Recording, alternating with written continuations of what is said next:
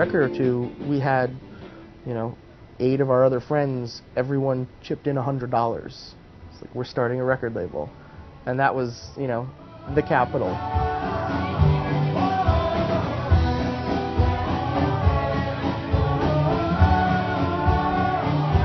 I feel like we're getting these bands in front of people, and we're not just making a plastic CD and selling it necessarily. Like, we're really working with these bands and trying to get something good to happen for them, and we have, a killer team of bands that I think all work together very nicely.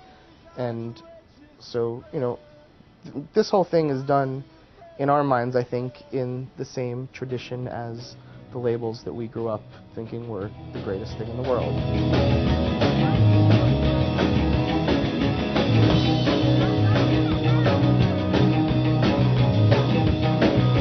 Still Flying, they have a guy who just dances.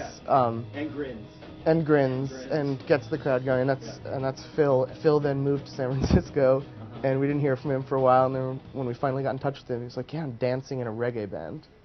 We're like, of course you are, dude. You're dancing in a reggae band.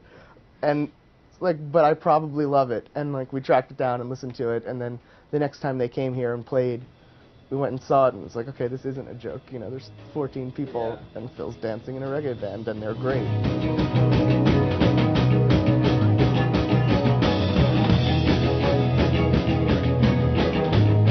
This band started kind of as a joke, but it was so like dancey and stuff that it was like, when we were first practicing, like we were all dancing while we were practicing. We're like, man, this is so much fun, like so much different from any other band we'd been in. And then we started playing shows, and it's just really easy for people to get into it. So we're already into it because the music just like makes us dance, and the audience gets into it too. And then we feed off that, and then we get more into it, and it just kind of like snowballs into this big dance party.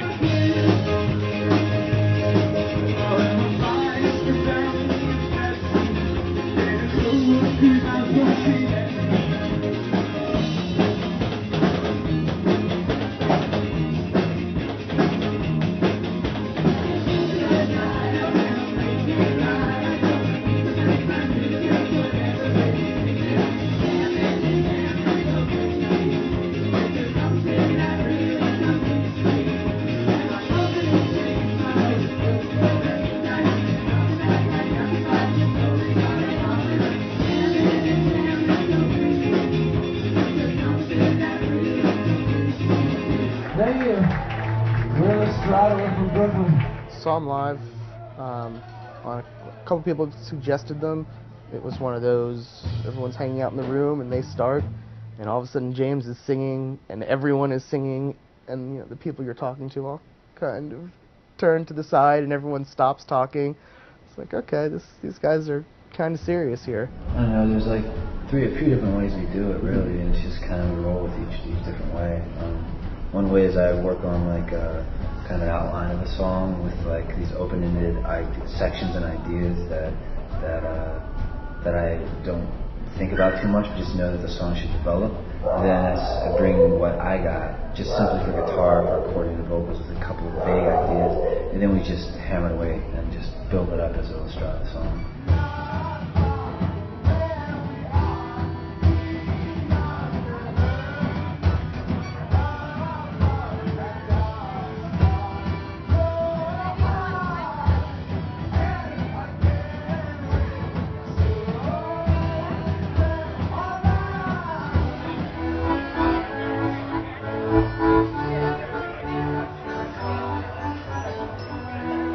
You have a band like the Yaks who literally played 200 shows in New York before ever going on tour. They just kept doing it. And they're playing 4 times a week last year, all the time. Yeah. And then they went on tour, and they're still not home. They've been on tour for 62 days now, for their first ever tour. I'm gonna love you every night and every day. I'm gonna love you every night and every day. I'm gonna love you every night and every day. I'm gonna love you every night and every day.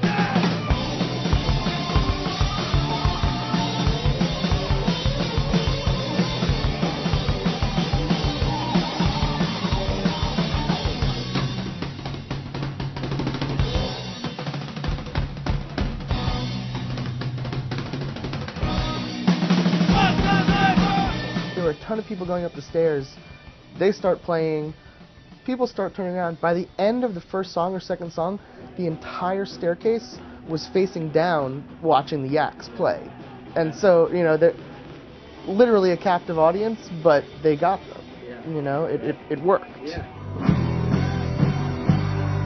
Someone recently said that the band all singing along makes you feel like you can also sing along. I think that's part of it. Yeah, and the words are so simple and so repetitive that you feel it's participatory. Yeah. It's not like you're being dictated to. It's like, come on and be part of this. Right. And I think for me, it has always been an enticement, a call to arms. Like, you know, we're gonna die. Like, is this a night of our lives? Like, let's do as much as we can. You know.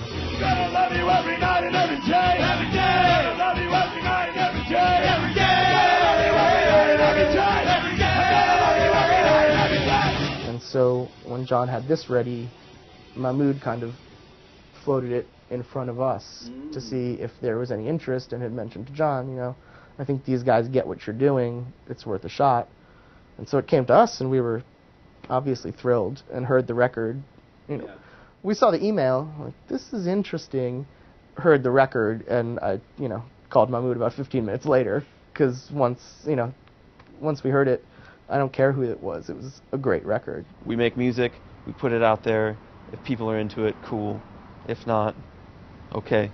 You know, maybe people will get around to it someday, but we're doing it, we're getting it out here, and that's, you know, that's what we're about. I work in the water down underneath the flowers now too. You can count the hours down too.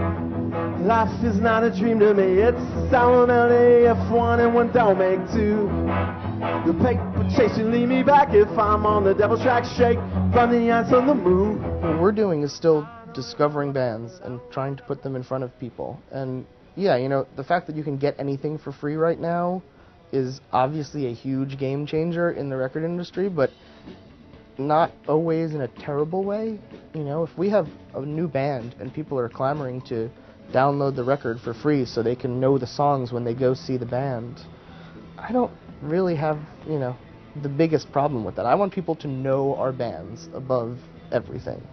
I would prefer them to buy the records and know the bands that way, but you know, if they're getting their record somewhere else and going to see the band and buying, you know, the vinyl when they go to the show, and it's still good for the bands. You know, we're still helping them in a way that, you know, they might not have had the help before we got involved.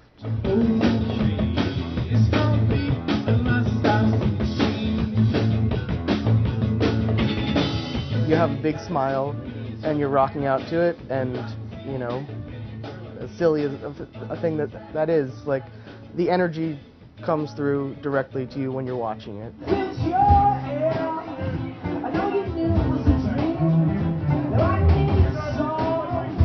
You're psyched that they're playing the songs, you know, even heavier and tighter than on the record, and the energy's there, and you're right in there with it. All of the bands you saw down there obviously have very different sounds and very different feels. But all of them are fantastic live. And that's what we try and tell everyone, that, like, just come see, if you're not sure about the record, come see this band. I promise you they'll be good. Top of the sky, tied to my feet, tempted the enemy, I long to defeat. All your suitcases and wealth from this beach fill me up like a fool, deliver a fool. These are the wretches we burn. Who knows what happens next, but I promise you that it will be incredible and entertaining and hard to miss. The story that was going to be told was that he was a rich old man that Tim sat next to on a plane who decided that he should start something with his life, and he gave us the money to do it. And he's a very grumpy dude who, you know, doesn't really like us, only really likes scotch, and, you know, when something's bad, when we have to tell bands something, it's like, sorry, Ernest, not me.